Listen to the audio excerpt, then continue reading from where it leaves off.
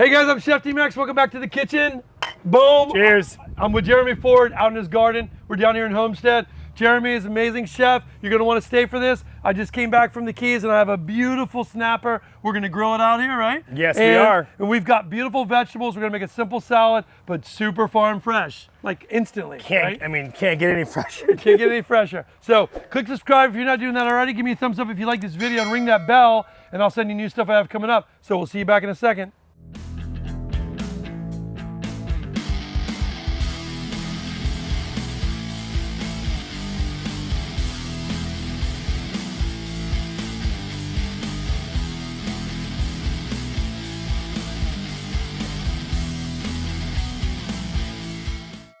Hey you guys, we're back here. Okay, so dude, okay, Jeremy, how long have you had the farm now?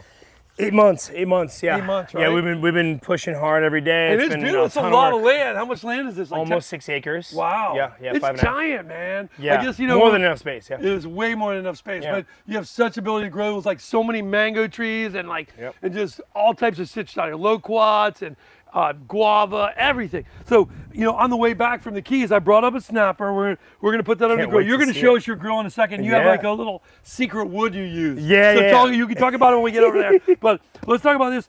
I stopped at Robert is Here. That's kind of a cool farm stand, huh? Yeah, it's one of the best. It's been here forever. Yeah. And so he's got a bunch of tropical fruit, and we brought this beautiful pomelo because fish and a pomelo salad is something. When I went to Thailand with my son, man, it was amazing. You get this beautiful fresh pomelo. There in Vietnam, they serve a lot of this. Wow. So I don't know. You've worked a little bit with this at the restaurant, right? I mean, back in the day when we worked together, I believe we were doing a pomelo for a sashimi dish. We did. We like pick it. So with this, you guys can see, you just cut around and you pull at it, and it's beautiful, right? And then you get like these little chunks. Those little chunks, yeah. So you just pull them out. Like you see how they just pull out like that? Yeah, they're tasty, right? God, they're so good. And you really don't have to do anything. There's these beautiful citrus flavors, and you throw them in your bowl like this. So you're just kind of ripping them out, huh? Yeah, I just rip it out like this, and then you kind of rip it out and just top it here, and it's so subtle and perfect, right? It's not as tart as a grapefruit. No, it's you know not. what I mean? So you would think it would be really tart. Right. You can use a knife to cut it if you want, a little bit, because it's kind of hard to peel it. Yeah, it is. But see, you peel it like this, oops, and you pull this. What's weird is I don't know if anybody who uses a zest for anything. Have you seen anything for that? I've never seen anybody use a zest. I actually haven't used this fruit in a long time. It's been a while. It's such a great, healthy reminder. Taste, right? The citrus on it, the sweetness on it. It's just like so refreshing. And when you go to Asia, dude, they use this for a lot of stuff, and they'll make like a big salad. They have a ton of them. Like here, they're expensive. Is it the same variety, or is it? Yeah, it is. Yeah. They're the same variety, and they're beautiful. But you can see how just pulling it like that. Look at all that, how perfect that is. And you just look, you pop it out, and that's it. Yeah, you're getting a better pool than I am. It's a lot of experience, Jeremy. Years of experience. Oh, here we go. I got a good pool. Ooh, look at that is good. Damn. A little caviar. It's a caviar. It is. It's citrus caviar. I call it citrus caviar. Did they really? Yeah, and are you just pulling that out of your ass? I just pulled it. I did. I just pulled it. But look at that. You see? Just from all the tendons here. Now you can't eat these. Obviously, they're very bitter. Yeah, I just ate one. It was like super not good. The pith is not good. Weird. The pith is not good, right? So you come through and you just pull this out, just like a tangerine or anything else, right? The inner fruit is beautiful like this, and the pith is going to be terrible. So that's it. So we're going to take this, and that's we're going probably enough, right? Yeah. We're going to take this. That's enough. We'll put the rest to the side here. We can add that to our salad after, okay? And then we're going to like. Jace. Well, I was trying to get in your mouth. Okay, so that's it. So I've got pomelo here. Like, go ahead and put it right there, pomelo there. Now, dude, tell me about this. I know we walked all around your property, and one of the things that was really cool was to see these tomatoes growing everywhere like a weed, right? You don't even plant those in a pot. Dude, it's crazy. They're called Everglades tomatoes. I kind of learned about them from some of my, Michael Borick actually from Tina's. I don't even remember Tina's Pride tomatoes. Yeah, I love Tina's Michael has just been like this, so much knowledge he shared with me, right? So he came out here one day and he just kind of showed me like a random bush. He's like, no, they're gonna start growing everywhere soon, right? And it literally is a tomato. I don't know if you can see it, but yeah. this tomato right here is no bigger than like the size of my pinky nail. Yeah. I mean, that's tiny. They are tiny. You know, it's very tiny. But they grow everywhere. They're so sweet. We don't do anything to them. We don't add any fertilizer. They literally just live off of whatever they have, and they grow in abundance. I mean, yeah. And I literally, you know, you get those sweet 100s in the store, and they talk about how sweet those are. No. Sweet 100s are not sweet compared to this. No. This is a different level of sweet. It's insane. Yeah, yeah. So I actually had a customer from Europe was saying that this like brought her back to like childhood memory of like tomatoes from Italy. Wow. So I mean that's a huge compliment. No, I think, to Florida. Are right? these yellow ones a part of that variety too? No. So the yellow ones that you're pulling out now are sun golds that that I'm actually growing. Okay. And yeah, look how cute that is. It's a whole little cluster of these guys. Do you ever try to roast these for the restaurant, like whole roast? On the vine? On the vine? Yeah, That would be fun, I wanted right? to serve that with a bread service, actually. You know, just have it sitting there next to the butter. Oh, yeah, and you just kind of like pop them off and eat them? That'd be incredible. Yeah. But, yeah, so for this salad, we're just going to take the pomelo and cherry tomatoes. Obviously, you're not going to be at home and be able to get cherry tomato this good unless maybe you have a garden.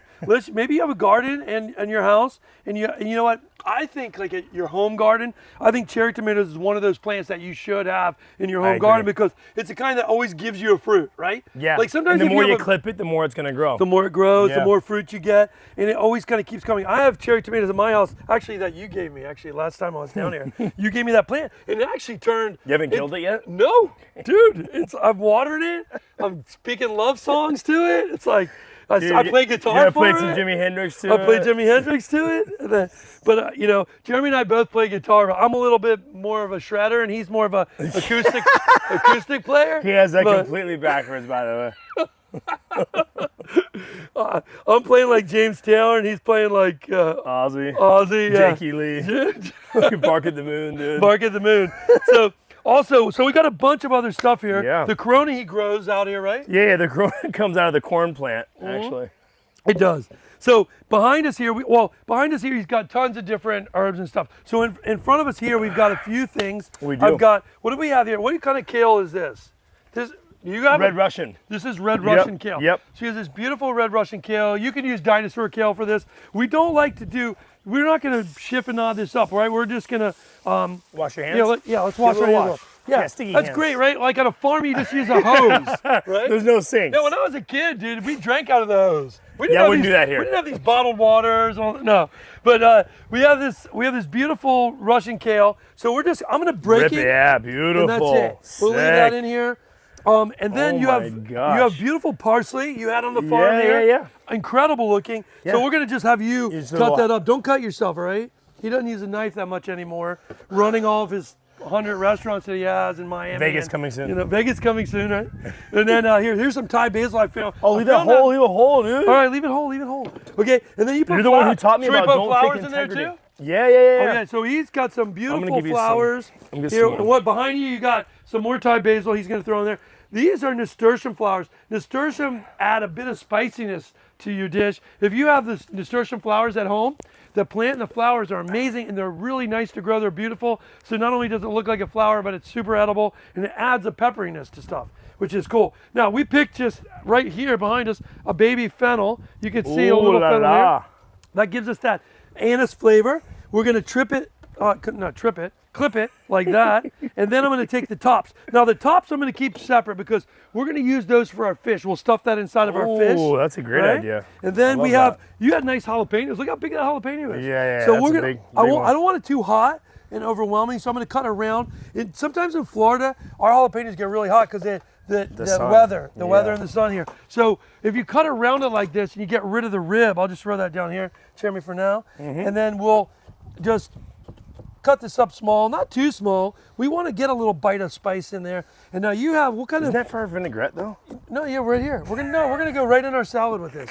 We're doing a vegetable. A vinaigrette. Yeah, there you go, baby doll. This is no separate. You know, and his Michelin star stubborn seed, they're gonna get all fancy and make a little side vinaigrette with all. No, we're gonna keep this super simple and beautiful and farm fresh. You know, I grew up on a farm. You know that, Jeremy. Yeah, I do. So this for me is like a special thing. Well, a lot of the farm, you know, kind of interest for me all kind of started with you, Dean. It did? I don't know if you remember, but like I had never, you know, besides the farmers market that I would visit in Santa Monica when I would shop for lingerie, I never really put much thought into farms, and I was more focused on the craft. And then when I met you and we started doing stuff at 3030, we went to Swank and I got introduced to Kai and all these other farms, and I think that's kind of where it all started. Yeah. Yeah. And So now, thanks dude, for the $1 million investment. I know. Are you like going broke out here or what? But I'll tell you what, mentally, how great is it? Right? Feeds the soul. It does. Yeah, It is incredible, right? Yeah. To actually be able to grow all this, and now you're taking all this stuff and sending this to Stubborn Seed too, right? Yeah, yeah. So all this stuff, I pack it, I grow it. If you go to Stubborn Seed in Miami, you'll find all of these vegetables on his menu there. So that's super special. So even like stuff like this is the top of the fennel plant, has these beautiful little fronds, and these fronds, they're so Szechuan, flavorful, right? Like Szechuan. Wow. Like a little Szechuan peppercorn almost, but doesn't have like as hard a numbing bite as that does, right? Right. And then you pop these off and throw this in there. Now this salad, you're not gonna be able to do like this at home, but you could add a little bit of probably anise or fennel seed. Or dill seed. Yeah. Right? Mm-hmm. And that'll add, here we have dill. Why don't you chop that up for me? He's got some dill that he had right behind us. Now this piece, I don't want to waste this, so we're gonna stuff this in the fish. So I'm just gonna rip it in half. That gets the flavor coming out, and we'll stuff that in our fish. Look at these beauties too. So tell me a little bit about what you're growing on with these. Yeah, so this is, you know, it's in the season, right? So now we're getting into the end. So this will be kind of the last sight of Hakurai turnips. This is a Japanese style turnip, but like the reason I love these so much is they're just so small and tender. And you get everything you love about a turnip without like that bitter skin and tough skin on the outside, you know? That's so sweet, right? And the greens themselves are really good. And you saute those up too, yeah. We're not gonna do everything. We're just gonna put olive oil. Let's do it right now. We're just gonna go here. Put a little olive oil on those. Salt, cracked pepper. I'll put some salt like this. Woo! You go salt heavy, right, baby? Salt, baby. Don't be scared of the salt. We love it. Right? Yes. Okay. And then we got a little pepper here, and he's gonna toss it up. You could probably put a little citrus on it, right? We'll just put a little lime on it. Ooh, I love it. Ooh. Oh, nice. Right? Beautiful. And then that's ready for the grill, right? Yep. All right, so we got our salad. Let's dress our salad a little bit. We got, you want to do a little olive oil? So you can do, well, we'll finish it. Maybe we'll wait and we'll finish it. Yeah, let's grill our fish. Let's get our fish stuff ready. And get that going. And then we're going to clean this up a little bit, you guys. We're going to get our charcoal going, and we'll be right back. We'll see you in a second. Cheers. So here we're about to start the fire. We got our beautiful snapper right here. It's amazing. We're just gonna put those herbs in the cavity, a little salt and olive oil on it. But tell me about what you're using here to So we ran out of lump coal, which can happen. So we're using like dried old bamboo. I have a ton of it around. A ton of it around the farm. So you let it dry out. If you have some around your house or something, it's a great thing to keep in mind that it burns super hot. But it's a great little alternative if you run out of wood. That's nice. So what you can do is you can just cut your bamboo down and just stack it up and let it dry out in the sun. Yeah, wow. Yeah. That's awesome. I mean, you see how hot it's getting. I don't know. All right, we're gonna get this really hot, and then we're gonna be back and show you what this looks like. So she's pretty much like smoking in there. Yeah. Yeah, she definitely is smoking. Let's take a look at it. Oh, this is a good angle right here. Yeah, you can't really. There we go. Let's get a little sun on her. Wow, that's beautiful. So what's happened is the smoke has charred the skin off nice. All those flavors have come together. Now you can cook this on your grill any way you'd like, but we're doing like a smoky guy. We're doing a nice smoked, beautiful snapper. All right, let's throw these babies on too. Oh, you hear that sizzle? Oh my gosh, dude. Those look great. I love it. I love this thing. What is this, Kamado Joe? Kamado Joe. Kamado Joe. They're nice, man. They're really nice. You're gonna do a little intro to him. Yeah, that show was good. Dude, it'd probably be the best video we'd ever had. All right, you guys, we're back. We took this off the grill. We did. It's amazing. So if you look at this, beautiful, look at that color on that thing, right? Smoky. Nice, smoky. That's what we want, man. We want nice, smoky. Now, what else did you grab from the garden here, bro? This is like, you got cilantro. Cilantro flowers are insane. I love them. They're completely different. What's the red stuff? Hibiscus. Oh, hibiscus leaf, yeah. Hibiscus leaf is nice, like almost like a Sour Patch Kid. Yeah, so hibiscus leaf, we're just gonna put that in there. You can use some fresh cilantro if you have it, right? Olive oil, boom. Don't be cheap, right? And then you're gonna put a little bit of lemon? citrus, right? Yeah, I need nice citrus. Now, the pomelo itself is a citrus, right? So it's gonna have citrusiness, but it doesn't have the acidity, has more sweetness. So he's gonna put a little lemon on there. He's got some key limes we put on there too. That's always a good flavor. Look at that. So citrus and fish, especially smoky fish, is always an amazing combination. We're just gonna toss this around. Salty We'll salt. yet? It I needs can't salt. remember. No, we need salt, bro. Whoop! There you go. Bam. Nice salt. Okay. Pepper. Right. And then we're just gonna work that around. Whoa, so good, That dude. looks amazing. Look at this color and look at this flavor. Salt and pepper is gonna bring it all out. These cherry tomatoes, all of this. Now, with this, we're just gonna I stick the salad down like this. Oh, beautiful. Boom, look at that. We're not talking fancy. Oh, We're just talking all about love. This beautiful, That's lovely. look, beautiful. Lovey-dovey. Oh God, that looks gorgeous, right? It's wonderful pomelo salad, okay? And look at this. I'm gonna put it right here, okay? And then you've got these wonderful, look at these beets. Oh my God. Or these turnips, I mean. Turnips. So these beautiful grilled turnips, beautiful flavor on there. Oh yeah, All nice charred and smoky up. and We're grilled. gonna put like a nice little mound like on both sides here like this. I love it. That looks fantastic. Bro, that colorful, unbelievable. Now, I'm gonna roll this baby. What I'm gonna do, actually leave it here. Okay. Right? So along the top of it here, we're gonna cut this. Wow. Right? The longer it sits here, the better, because what we wanna do is take it off a little bit. Oh my God. A little bit. I know, look at that. I wanna taste it too. Forget it.